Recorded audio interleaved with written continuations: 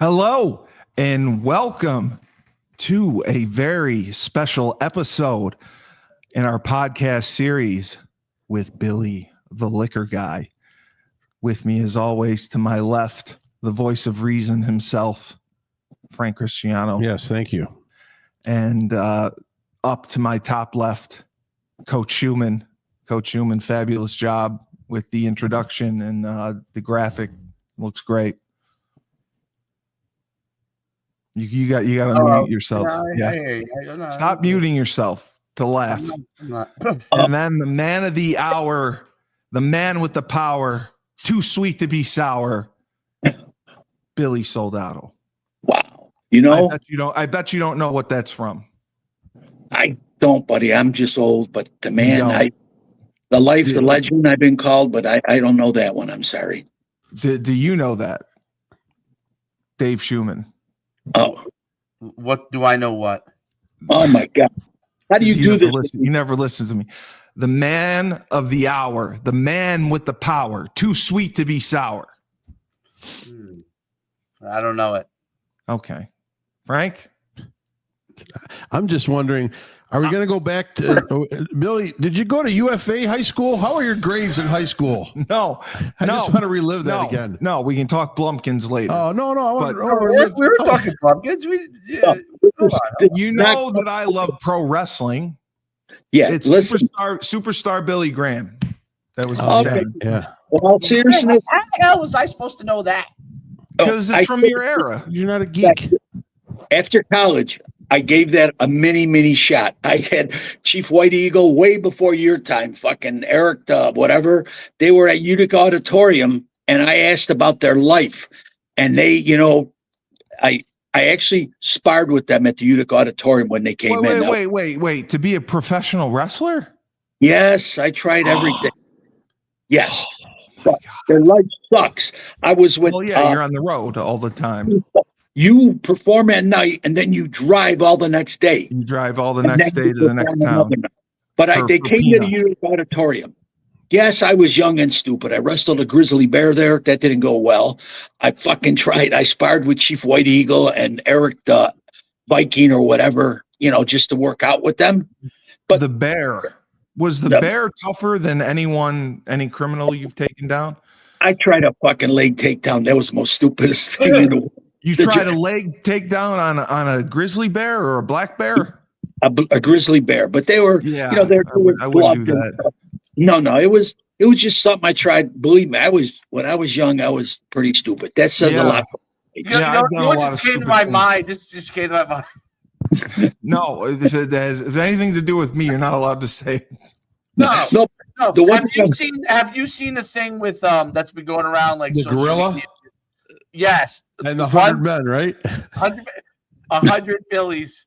Yeah, Gorilla. Who wins? 100 men. The question is, what can 100 men defeat one silverback gorilla? You're kidding me. They actually tried this? No, that's the question. It's like a theory thing. It's a theory. Right. Thing that's going around. I would say no. Yes. Yeah, I think they would. Yeah. 100 of them? They come after them. They're just relentless. There's two theories. I've heard it a couple times, and I think it's. First of all, I believe this person who was an expert in how gorillas are, and their strength is like something like 50 times a man. It's insanity. It is. Yeah, it's insanity. So the theory goes, even if the humans had because there's no weapons, humans had a plan of attack to get him. After he decapitated the first 10 people on their way in, the humans would turn around running. He's decapitating them. Oh, an ape would rip your limbs off, if you got beat you to death with them. Wow. You ever see the Bugs Bunny cartoons where the guy would take the other and he'd just go like this back and forth? Yeah. That's basically what a silverback would do to you. So Billy, I was going to ask because we went through your education and your time, and it took you 10 years, and 9/11 was such a big influence on you going to be an investigator. What were your early jobs like? You know about, you mean police stuff or bullshit stuff, like garbage truck driver and shit like that? No, the police stuff. We're past the garbage truck stuff. Guys, Those Steve would like to revisit it if you want. I would. Maybe you got some pussy driving a garbage the truck. one You thing never I know. wanted to do is my psychological professor, or whatever the fuck he was, but we won't go down that path. That went off. Let's No. not go down that path. Okay. My early jobs were just basically, I started off as a boring civil investigator for the county, which I handled For Oneida County? for Oneida County. I chased after guys who didn't pay their support, didn't pay their paternity. I chased all sorts of different individuals. I did some child abuse shit, but once I had kids, I could no longer do that because there's some people in this world that don't deserve to take another breath. Like, it's tough to take it home when you have your own kids. I completely understand that.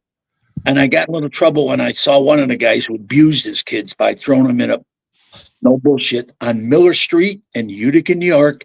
They had dirt floors at Where's the time. Miller Street? It's in the fine section of Cornhill. Cornhill. Lovely Cornhill. Dave, Cornhill's lovely this time of year. Yeah, you should go down. They all know Steve, though. All the male, female streetwalkers. I don't know about that shit. Yeah. Bro. Oh yeah. That's different. Anyway, so you threw him on Miller Street. I tried to run him over and then ram him again. Run him over. Yes. He was throwing his kids in a pit of glass when they disobeyed him. So I saw him near his house. And I pulled up against him, and I did press against my car against him. And I told him, if I ever see him on the street again, I'll do this, and then I'll back up over you. That's not going to make, but I no longer worked. I was, I resigned from that job, and I just became a social service investigator looking for fraud. That was one of my. Did he file a complaint against you? No, he didn't. Good. You know what the thing that's about the system won't, they show up in court, and back then in the mid-70s, they believe the children belong with their parents. That's a no-mo. There's no way. Some of these people are just lowlifes. But they do as much as they can to keep the child in the home, but there's so many instances where it's just not worth it. And the parents don't care. So they're better off elsewhere. So you transitioned from that life. And is that when you became an investigator? No, sorry to bore you, but I did become after that. Not boring me. When I left that job, I became. I bought a bar. Again, of course you did. It was a great bar, Rascals Coach's Corner. Some people would remember. You had Rascals. That's right. You did mention that. Okay. But then after, I became my best customer in the second 3 years. I decided you said that too. Yeah, I remember that. But were you still a cop during this time? No. But I was. Oh, okay. You couldn't do that in the bar legally to be a cop. Okay. Really? But, yeah. Wow. Technically, New York State. Yeah. Long story short, to end it, then I finally applied for a job. I got a job in New York City, which I was basically I kind of went after all my experience. I was a civil investigator in New York City for a while, but then for workman's comp. But then I went into real work. I took some tests and I became an investigator with the Petroleum, Alcohol, Tobacco Bureau. Wow. So you went through a lot of different positions, a lot of ups and downs before finally landing your gig with the alcohol, tobacco, and firearm. But that's us. That's a lot of work. But I loved it, and I was working in New York City. They sent me back to Syracuse, New York, which was not. It was. I work with good people. It was boring. It was not New York City. So, wow, no. I put about X amount of 95. I put about 6 years in doing criminal investigations, interesting stuff, smugglers, all sorts of different stuff. Basically, big time smuggling, dealing with. Where were they coming from? The smugglers. Canada. Okay, so they were still coming from Canada. Through the Indian reservations. Okay. So I was doing that stuff, and then I was in Pennsylvania. My district was all the borders, and basically located in Syracuse through the central New York area, from basically Rochester to basically Little Falls, we had the state from the top of the Canadian border to the Pennsylvania border. Canadian border was Wow. also smuggling people, guns, drugs, and then on the southern border was more alcohol. And once in a while, you got your Jersey stuff, who was big into motor fuel with the Russian mob. So I had the Native Americans on the top, Russians on the mob, every other Billy, group. were the Indians getting paid a little bit since the reservation was being used? Yeah, they must have been getting eventually- something on the side, right? Yeah, they had a lot of stuff going on until the state didn't get involved. More so, again, not to bore you, but when the land claim issue came up, that basically through that treaty, when they helped us in the Revolutionary War, technically they owned most of New York State, the Native Americans. What was that, So- like Manifest Destiny? I don't know. But what the voice of reason? He's the more educated. No. Well, no, I thought Manifest Destiny meant we could take whatever land we wanted. That's coast to coast, going from. Yeah, no, Okay, so what the fuck's the treaty in New York then? You're laughing at me. You don't know what it is. That was an appeasement given to okay. the several Indian nations. Well, we lied though. We Across- still took their land. They have Yes. it. Oh, they do. Well, we took some of it. Sure, we Oh. did, but they have And they that's have why we have, reservations. that's why I have casinos. That's why I have casinos, right? Oh, okay. And I'm going to educate you. It involved Yes, this please do. Iroquois, the Iroquois Indians, the Mohawks, and yes, the gentleman Wow. on your right, the smart one, is completely. We made a treaty with them to make them stop going after that, and we gave them the casinos. And then we That's do. what did it. Wow. Yeah, it all started at all that bullshit, and that's why originally we were originated to prevent as much smuggling as we can. The original Petroleum Alcohol Tobacco Bureau was looking more to negate the smuggling because, as most criminal enterprises, the people making the money, you could tell if you drive on the Indian reservation because they had the I'm not an mansion. Indian. What are you pointing at me for? I nailed that, Frank. Yes, You're right. He did. He did. You're He did. right. He Yep. did. Yes. You're right. They could, But- and they were free of committing Well any crime, but they were going off. Originally, they could only sell the stuff on the res or from res to res. They can make their own product, but again, that's in the first boring part of the book. And you got criminals and everything when they're open. Again, they're like the Democrats. They can commit all the crimes they want, and shit can go on. They had. Yeah. I got that political jab in there, which everyone tells me. No, not you to got to. You got to. It's The kind Democrats, of very truthful. they're communists. The Democrats, unfortunately. do. They're fucking assholes, all of them. Yeah, they all are. Especially that Chuck Schumer boy. He's a piece he's a piece of shit. I got to be careful. I got to be careful with him. He's looking to sponsor some of the movie. Well, good. Chuck Schumer, if you don't sponsor the movie, Chuck Schumer, yeah, come on the show. He wants to have it in Utica. He's pushing for the filming. I know they are. I know because Senator Griffo said the But same that should be filmed here in Utica, Bill. Yeah, I mean, this is where you grew up. agree. This is your stomping ground. A lot of your early years were done here. Yeah. A lot of your criminal work was done here. Why And wouldn't you it be own done? rascals. I mean, my God. All the owners are rascals. There's a few Italians that are of in the criminal element is filled in East Utica. You got a whole Absolutely. camp all set up. Absolutely. And I know, and I'm aware. But anyways, yes. I don't agree with his views, Schumer, but if he's been trying for a while, although he's not in favor lately. He's had some issues, so maybe we can help him. Yeah, You know? we'll rough him up a little bit. We'll I rough him up on our political show. So, I wanted to Movie ask. made, you know what I mean? Whatever gets it made, that's the whatever That's right. has to happen. Well, that's what the Yeah. podcast series will help to get the Seriously, movie. we made. got to schmooze to get it done. So once the Indian reservations were not compliant with the criminals, how were they able to smuggle over the border? Because you had mentioned jet skis as well. Yeah, in the past they would do it across the St. Lawrence River, but they had, again, the state and often, most governors had a hands-off policy because they didn't want to push the issue. So they let them get away with almost anything they could do. Yes. And the only thing where we interceded a lot on the Canadian border was human smuggling, guns, and Human smuggling. yeah, there was a lot Human of human trafficking? Yes, trafficking. Happens That's the every word. day, Steve. Well, Yeah, I didn't think back then they did it. Just recently. Well, no, No. I mean, it's talking like the 70s or 80s. I didn't think they did it. It's been done through the history of time. Okay. So there was a lot of human trafficking that you were involved Yes, there was. Especially a lot of also of women for prostitution. They would come from all different countries, and it's easier to get into Canada and then filtered into the United States. So, and I did come across a couple, which we pulled a truck driver over once, and he wanted to know how long I would want this female for to let him go. And me being an honest guy said, and she looked like she had no teeth and everything. And I said, listen, you're going down for this. But It's over. How did you happen to pull him over? Was it just by luck, or did you have a tip on him? Or we had a tip. oh, In you fact, had a tip. I arrested a guy many years ago who became a great informant. And I think he's still with us, but we used to, and the only thing I'd like to tell a funny story.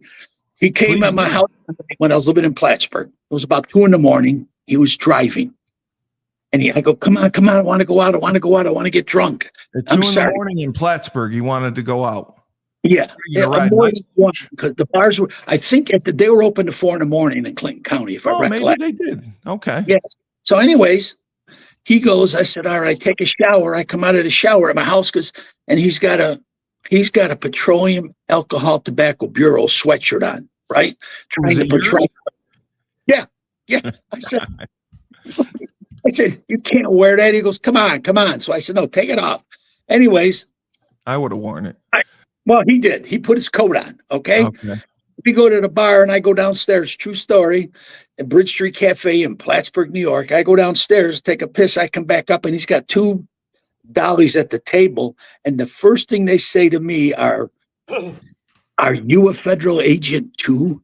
Oh, so he was smart. He was presenting himself as a federal agent. He was wearing the shirt. And he kept up that relationship for 7-8 months. And when he went home to his home life, which was in the area, it was about 90 miles away. I had explained to the girl who knew where I lived because he brought her there. And she told me all the fucking time, where's he? I don't even mention his name because even his code name. He was known to me as CI 144. That was confidential informant, and that was all you needed to know. Yeah. But anyways, those are the things that went in my life. But he made me look good. I had a lot of arrests because of him. So did you actually stake out at the Canadian border and wait for people to pass through, and based on tips or info and whatnot, then you would pull them over? No, we'd wait till they. In fact, I had a big arrest in Utica, New York, on a motor fuel truck. In Utica, Sorry, Kirkland or Clinton. There used to be a gas station there owned by one of the Matt people, where they had. There was one in the funeral business. There was one in the motor fuel. And we followed him from the Akwesasne Reservation all the way down to Utica, and we camped out for 2 days, sitting by where the fuel dumps were over by Wers Ave, where the bus garage is. And so we followed them all. I followed people to New York City with cigarette smuggling, which mostly led us to Middle Eastern or places in bodegas in New York City. So I did follow trucks from up and down. You would try to get to the source by following the trucks. We want to see the people responsible for bringing it in. That was my job then. What was a typical load that somebody would bring in as far as cigarettes or booze? Like they brought your trade load of cigarettes. It's worth you can make anywhere between $500,000 and $600,000. And if we seize the vehicle, how many cartons would you say, if you could estimate? Okay, there's 60 cartons in a case. Okay.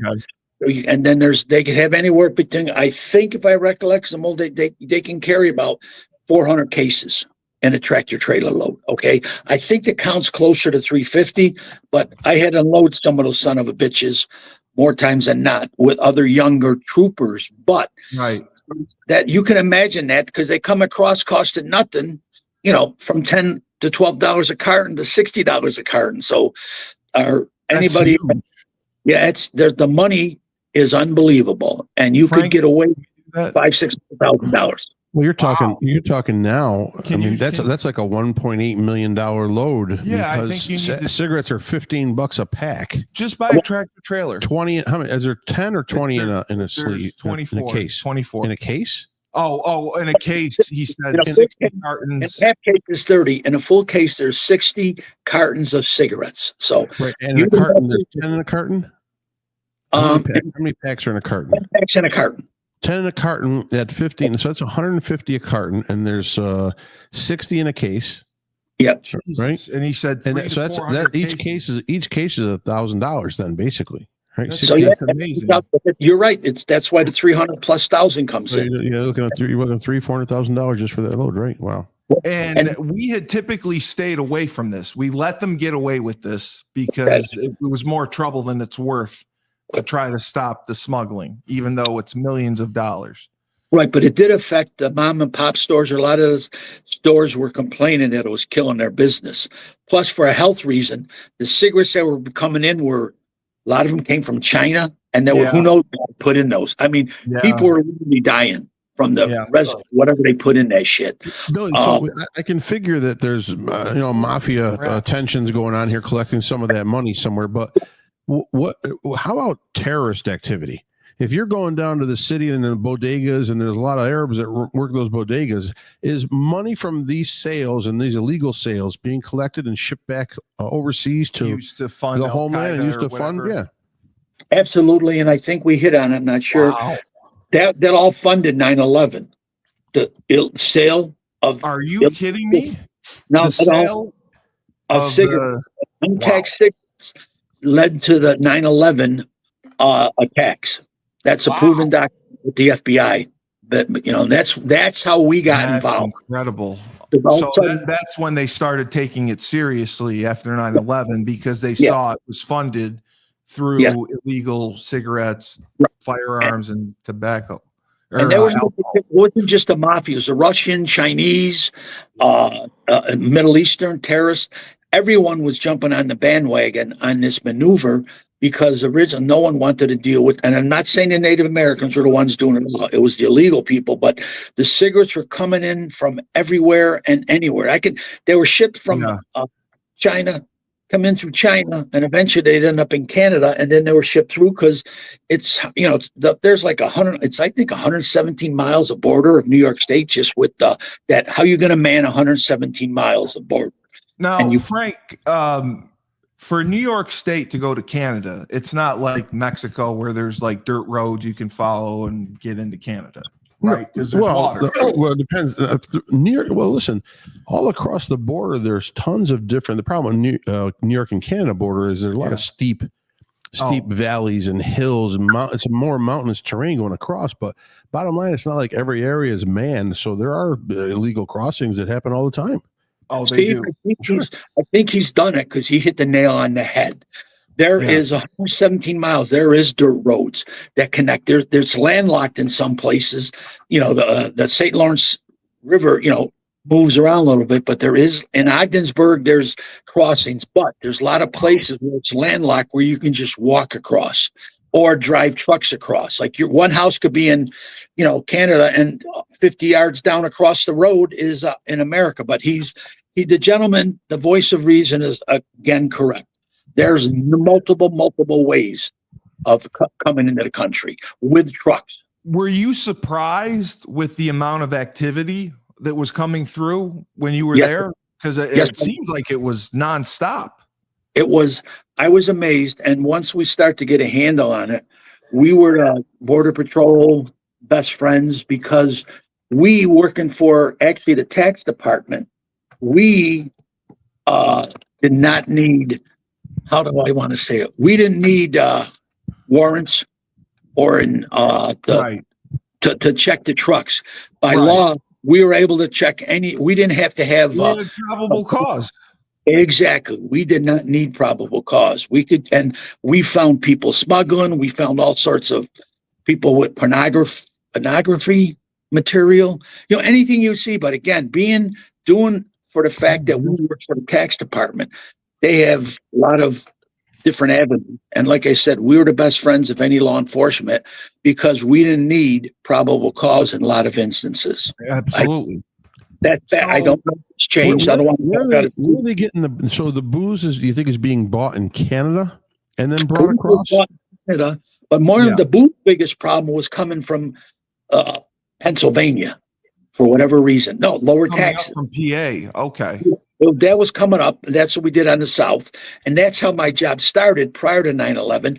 That's what I started working on and got involved in some minor undercover activity, dealing with, crappy bars and stuff. And then all sorts of bars, even from bars from where yeah. No, I know. I know.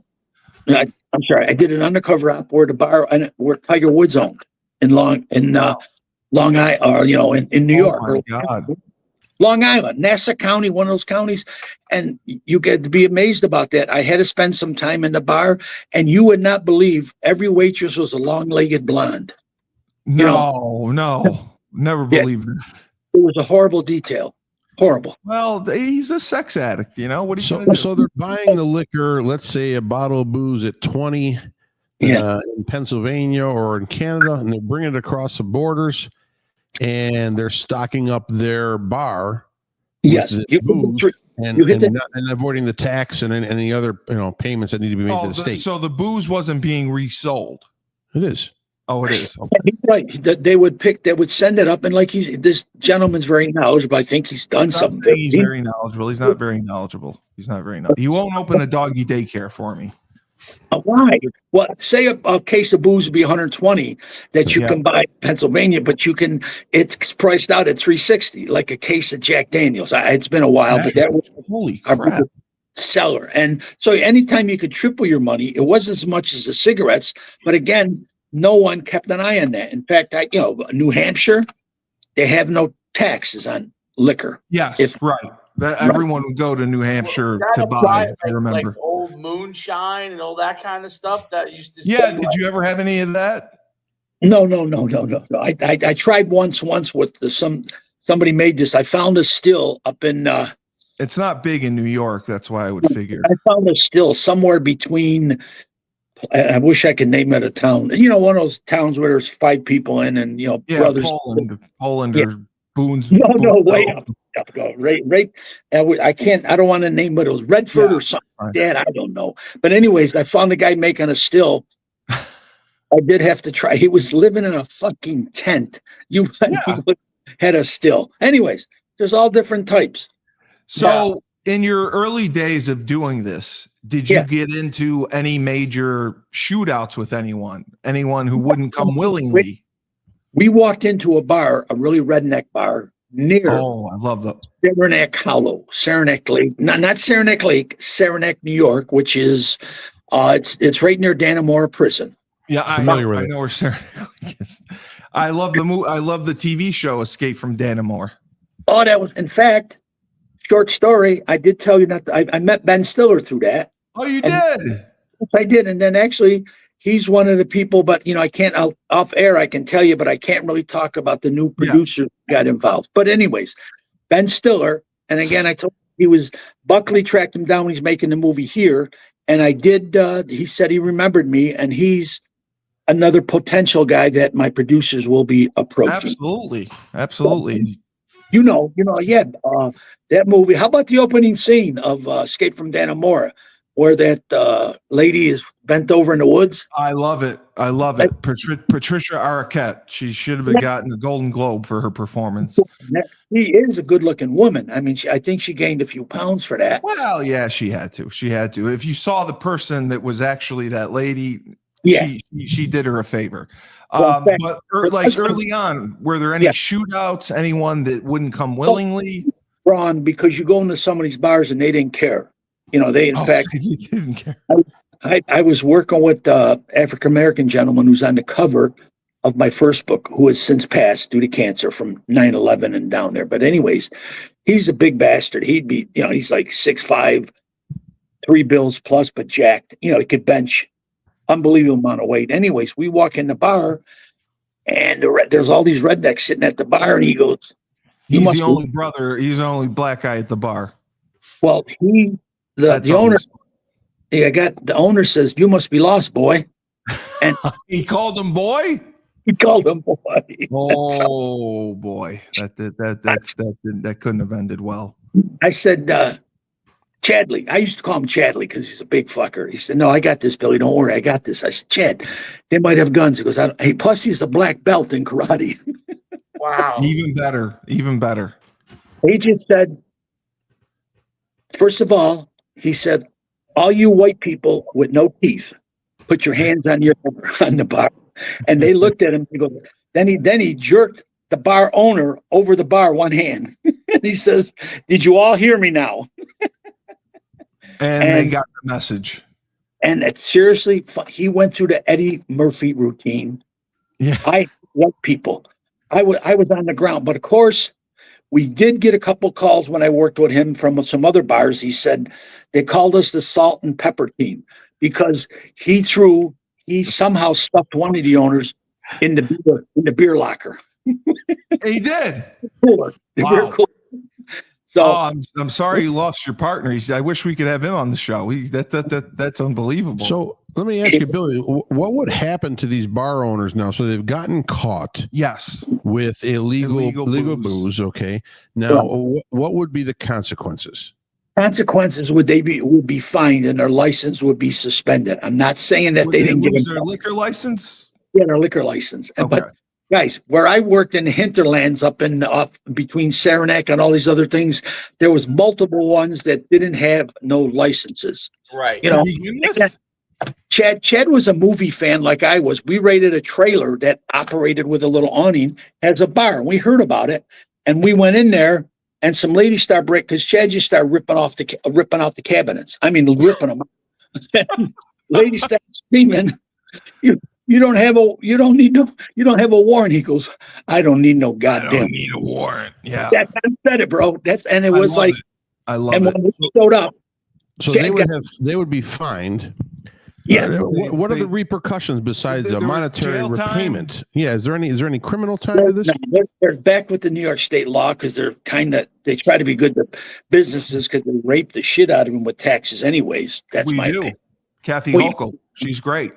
And so they would want the people back in business. So they pay a monetary fine, which wouldn't really, even the ones that are not doing much, say it'd be about 20% of their proceeds, that they had to do. And that's the way. So they pay a fine, and that would be the repercussion. Let me give you an example. I can give you an example of this. So I, at one point, had 2 bars. Right. And I ran out of Stoli at one of my bars. So I went to my other bar and I brought over a few bottles of Stoli cross town to the other bar and replenished it just for the weekend until I can get my order in through my liquor distributor. Right. And I didn't have, the thing was that the liquor distributor that stole the Stolis to me never came to me. I never ordered through him. He thinks he stole it? He thinks I just brought the Stolis out of nowhere and pulled it in because I never ordered through him. And so I get a letter in the mail, $10,000 fine from the New York State Liquor Authority. Wow. For illegally selling booze that I haven't ordered. But I did put an order through. Because the salesperson went back and said, "This guy's never ordered Stoli from me." That's amazing. Right. So I ended up sending it to my lawyer, and I got adjudicated down to $1,000 fine. I still had to pay $1,000 just for transferring a bottle of booze from one bar to another. Wow. That is absolutely wild. Yeah. Billy, what would happen to the cigarette people that got in trouble? They lose. See, the problem was the Native Americans were smart. They would have the trucks, what we call bandits. They own their own truck. So the poor truck driver who was trying to make a little extra money, he would lose his tractor and his trailer, which would devastate his business. But they would just go on to someone else because they were paying so much money. Normally a load, say a guy can make a few $1,000s. Well, of course, all he was making $10,000 to deliver a load of cigarettes. So you knew he had some idea it was illegal. But I'm saying, people all trying to make a living. Okay. Wow. But I mean, your jurisdiction, you would go up towards Canada, you would be down towards Pennsylvania, Syracuse. Yeah. You were all over the state. So let me ask this. Some of these bodegas that you went in and let's say you busted. Right. A lot of cash on them there? There was cash. First thing, we always had weapons. It was interesting, needless to say. The bodegos came more in the line once I got in New York City. That's where your bodegos are. Right. So anyway, but the other stuff, any job was interesting because you had no idea. And every business, if they're illegal, they had a weapon. 90% of them had a weapon somewhere. But normally we go in and identify ourselves and say we're just here to, we don't need any big hassles. Eh? So anyway, can you give me early on? I have a female family member that just walked in. Okay, because leave it at. Okay, I'm gonna give you one last story. Okay. Did you ever have a target early on that you studied and apprehended, like a major target that you were going after that you caught early in your career? Yes, it was a high-ranking chieftain on the reservation. Reservation. Yeah, and he was, but you have to be careful because they're like they have, the laws. Yeah, you have no jurisdiction there, right? Chief of police, along with it's all family. So you have to catch them off the reservation, what we call the magic minute. When they leave the reservation, which they are doing with a load of cigarettes, because they can sell all they want on the reservation. But when you have 2,000, maybe 2,000 people on the reservation, they have enough to sell to 20,000 people, and they're over that. It's easy to figure something's going on. But we always had our informants that were inside, right? You knew manufacturing companies. But yes, we took down a major target, and I wish I could remember his name, but and that's where we got the state police very interested, involved, because we finally it got so bad, the state was finally letting us take down real bad guys, on the res. So that's phenomenal that it worked out that way. Before you go, you have a lady friend with you. Can you ask her if she knows what a blumpkin is? No, I can't, guys. I just want to see if she knows what it is. That's all. No, you want to ask her? No, she's in the bathroom. I'm gonna kill him. Okay. No, I'm just saying. Steve, ask her about a blumpkin. Steve, it was going so well for so long. Steve. It was going so well for so long. We were almost there. You almost closed the deal for the interview, and you had to go take a fucking left-hand turn. Well, the blumpkin is very important. But I said a family member that's a female. Yeah. No, he didn't say that. Steve has no, I don't read the room well. bull in a china shop. Yeah, that's right. Did I say that? Yeah. And now the soothing sounds of the Coach Schumann radio waves. Stop with the ASMR stuff. He thinks I can do ASMR. Well, Billy. Hey, I did tell a story about Warsaw. Warsaw, that's right. Yeah, we educated Steve. I didn't know Auschwitz was in Poland. We educated Steve a little bit as far as what's happening in Warsaw, Poland. Billy the Liquor Guy, William Soldato. I'm learning so much from you. I mean, it's amazing every week. But where are you in Connecticut? Just for the record, I'm in there. Where's the power plant? Oh, I don't know. I have a brother there. Oh, good. Oh, good.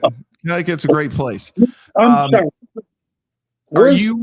Are you coming back tomorrow? Yes. Well, I'll be back in town. I'm driving. I'll probably be back Wednesday because I got to stop and make a stop in New York. All right. Well, I want to thank you again.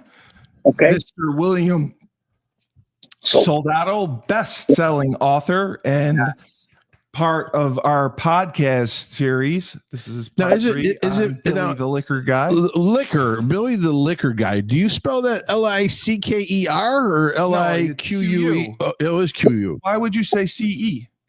Licker. I'm really tired. And you guys are the Three Stooges, so I do have to go. Okay. Well, Billy, thank you. Frank's the voice of reason. Coach Schumann, you did a great job. And I'm going to do ASMR. Entertaining. And Billy's going to get that blumpkin. Remember, when life gives you lemons, don't make lemonade. Take 2 more, just throw them back at life. Tell your dad I said hello, and I feel so bad for him. Okay? Yes, he knows. Ask your Uncle Jimmy if he knows Lucille Soldato. We're still live? Yeah, we're still live.